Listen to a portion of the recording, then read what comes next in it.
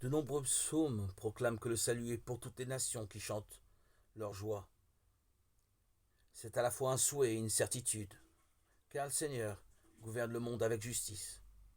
Dans sa lettre aux Romains, Paul souligne l'aspect contradictoire de l'histoire de la révélation.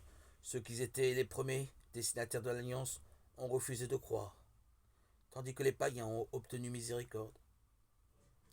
Mais il précise que tout homme est destiné à recevoir la miséricorde du Seigneur, son pardon et son amour. Dans le livre d'Isaïe, les étrangers qui professent leur foi dans le Dieu d'Israël, qui sont fidèles à son alliance, sont accueillis dans la maison du Père, maison de prière pour tous les peuples.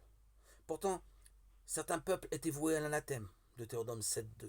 C'est le cas des Cananéens. Dans l'Évangile, l'attitude et les propos de Jésus nous choquent. Il se place dans un premier temps en conformité avec la mentalité de son époque.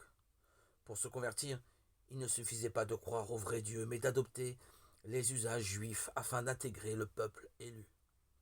Et cette femme qui crie n'est pas digne de recevoir une réponse, car la distance, y compris religieuse, qui la sépare des Juifs est trop grande.